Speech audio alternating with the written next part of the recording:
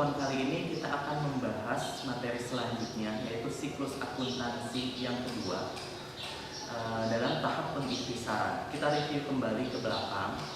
Nah, sebelumnya kita sudah mempelajari tahap yang pertama, yaitu adalah tahap pencatatan, di mana di situ ada transaksi yang akan dijurnal dan diposting ke dalam buku besar.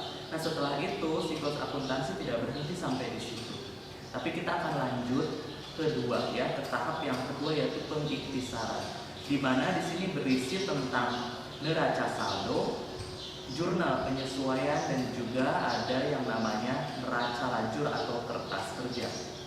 Pada materi atau pertemuan kali ini kita akan membahas neraca saldo, ya. Kita bahas dari neraca saldo mengenai pengertiannya, ya. Yang kita sering bertanya-tanya, atau kalian yang baru mempelajari akuntansi pasti akan belajar atau menemukan yang namanya neraca saldo. Nah, neraca saldo ini apa sih? Neraca saldo itu kalau kita lihat pengertiannya adalah berisi seluruh jenis nama akun beserta dengan saldo-saldonya dan nomor akunnya yang akan dipindahkan dalam suatu tabel yang disebut dengan neraca saldo, di mana di situ berisi tentang nomor akun, nama akun, dan saldo debit kredit yang dilihat dari mana? Dilihatnya dari buku besar yang sebelumnya sudah dibuat. Nah, lalu kapan sih neraca saldo ini akan dibuat? Neraca saldo akan dibuat setelah penyusunan atau posting jurnal umum ke dalam buku besar.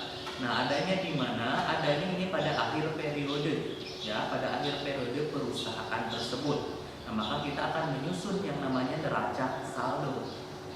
Lalu selanjutnya bentuk dari neraca saldo itu seperti apa sih? Kita bisa lihat untuk bentuk neraca saldo di situ terdiri dari 4 kolom umum, ya. Biasanya seperti ini, isinya nomor akun, berikut dengan nama akunnya dan saldo debit kredit. Tapi ada juga yang menambahkan di situ biasanya kolom tanggal, tapi itu tidak diwajibkan karena neraca saldo sudah mencakup seluruh satu periode tersebut, ya. Misalkan pada periode Desember, tanggal 30 Desember 2020. Nah, itu di situ kita akan mencatat seluruh kegiatan yang ada di bulan tersebut atau periode tersebut. Nah, saya jelaskan untuk bagian-bagian dari neraca saldo. Yang pertama adalah nomor akun.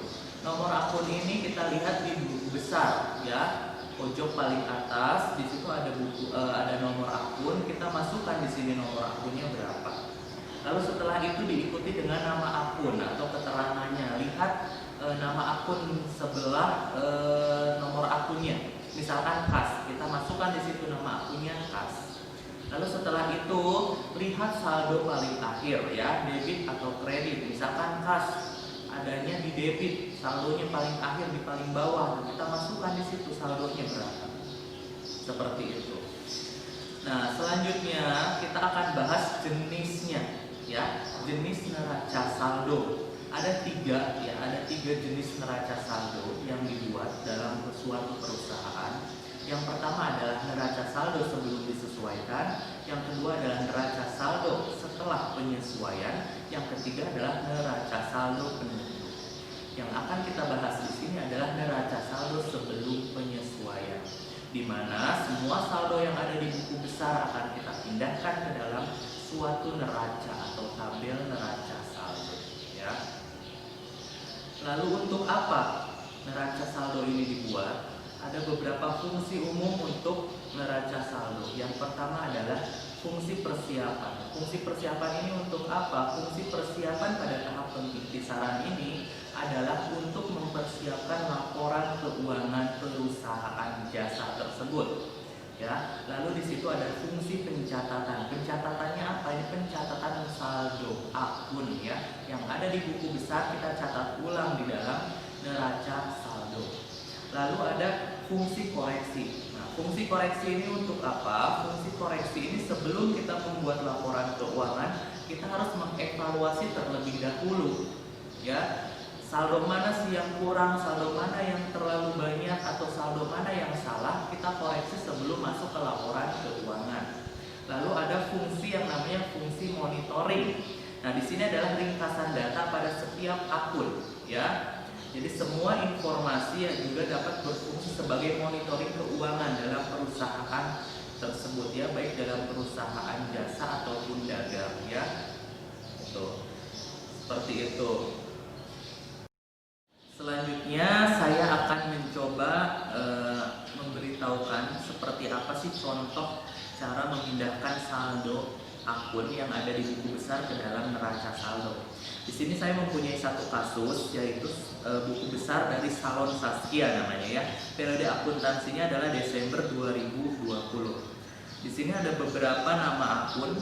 Yang pertama ada akun kas, akun modal, akun beban listrik, akun pendapatan, dan akun beban gaji. Nah, di sini kita akan posting, kita akan masukkan atau kita pindahkan ke dalam neraca saldo, ya.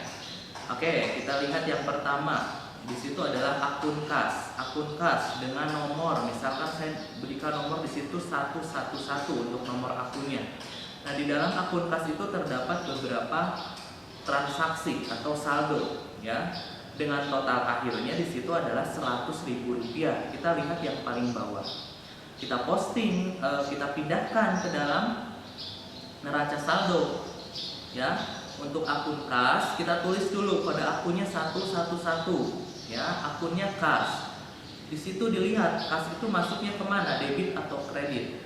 Menurut keterangan di buku besar di situ adalah 100.000 berada di debit. Kita masukkan 100.000 ke debit. Lalu selanjutnya ada akun modal. Akun modal kita lihat dengan kode akun 311. Di situ saldonya adalah 100.000 ada di kredit. Kita pindahkan modal, kode akunnya 311, nama akunnya modal, debit atau kredit. Di sini posisinya ada di kredit, masukkan 100.000 di dalam kredit. Selanjutnya ada yang namanya beban listrik. Beban listrik ini masuk ke dalam debit dengan jumlah Rp10.000. Nah, kita masukkan Rp10.000 itu ke dalam debit, maaf ya, untuk Rp10.000 ini masukkan ke dalam debit. Begitupun dengan pendapatan. Pendapatan di situ total akhirnya adalah Rp50.000. Kita masukkan di kredit sebesar Rp50.000. Beban gaji, kita lihat untuk beban gaji di situ masuknya ke dalam debit sebesar Rp40.000. Nah, lalu kita masukkan Rp40.000 di debit. Setelah itu, untuk mengoreksi atau melihat benar atau salahnya buku besar tersebut, kita lihat saldo yang ada di debit dan kredit pada neraca saldo jumlahnya sama atau tidak. Kalau misalkan jumlahnya total akhirnya sama, itu berarti sudah balance, itu kemungkinan besar buku besarnya sudah betul. Tapi kalau misalkan ada selisih antara debit dan kredit pada neraca saldo, itu harus dikoreksi ulang di buku besar atau bisa jadi di jurnal umumnya, ya. Jadi jangan sampai salah, karena neraca saldo ini kita akan melihat nih, tadi ada fungsinya untuk mengoreksi. Nah, saldonya betul atau tidak, ya. Karena di sini kita lihat untuk neraca saldo Salon Saskia itu total akhirnya debit 150 dan kredit 150.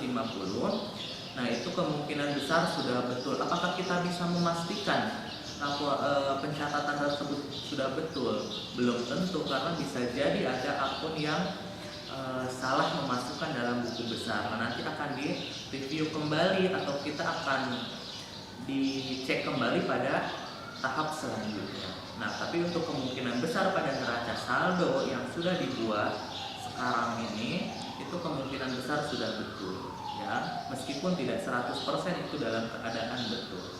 Jadi kita lihat dulu setelah itu totalnya betul atau tidak, sama atau tidak, ya. Makanya ada istilah balance, sama atau tidak, ya. Gitu. Oke, mungkin itu saja untuk materi kali ini. Untuk neraca saldo silahkan dipelajari lagi. Kalau belum paham silahkan diulang-ulang lagi videonya dari awal. Nah, kalau ada yang mau ditanyakan silahkan ditanyakan di kolom komentar, ya. Jadi kalau misalkan ada pertanyaan, ada materi yang kurang paham, nanti kita akan bahas di pertemuan berikutnya. Sekian dari saya. Assalamualaikum warahmatullahi wabarakatuh.